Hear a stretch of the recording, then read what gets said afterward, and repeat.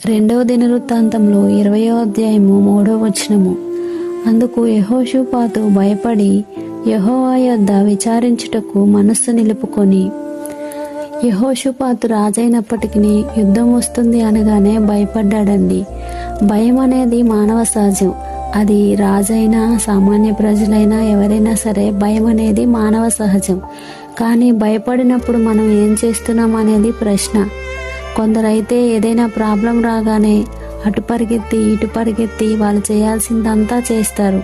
చివరికి అంతా అయిపోయాక చివరికి దేవుడి దగ్గరకు వస్తారండి. ఈలోగా జరగాల్సిన నష్టం అంతా జరిగిపోతుంది.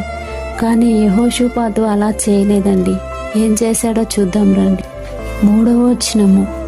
యూదా అంతటా ఉపవాస దినము ఆచరింపవలనని చాటింపగా యూదావారు యెహోవా వలన సహాయము వేడుకొనుటకై కూడుకొనిరి. యెహోవా యొద్ద విచారించుటకు యూదా పట్టణంలో నుండి జనులు వచ్చిరి. యెహోషాపాతు యెహోవా మందిరంలో క్రొత్తశాల ఎదుట సమాజముగా కూడి యూదా యెరూషలేముల జనముల మధ్య నిలువబడి, మా పితరుల దేవా యెహోవా, నీవు ఆకాశమందు దేవుడివై ఉన్నావు. అన్యజనుల రాజ్యములను ఏలువాడవు నీవే. నీవు బాహుబలము గలవాడవు, పరాక్రమము గలవాడవు.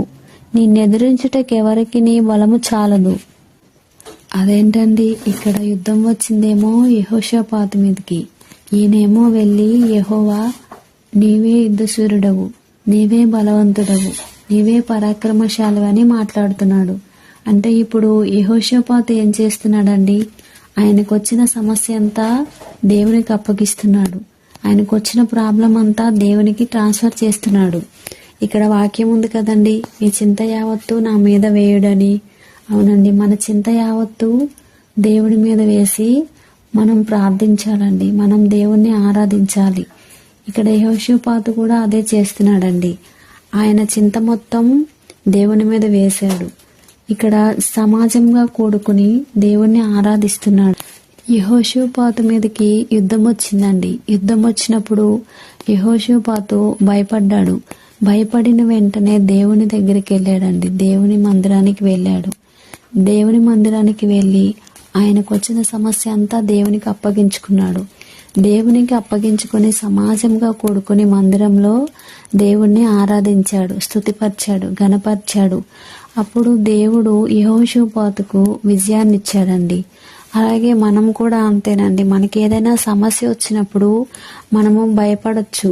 కానీ భయపడిన వెంటనే మనం దేవుని దగ్గరికి వెళ్ళాలి. మన సమస్య అంతా దేవునికి అప్పగించాలి. దేవుణ్ణి స్తుతిపరిచి ఘనపరిచి ఆరాధించాలి.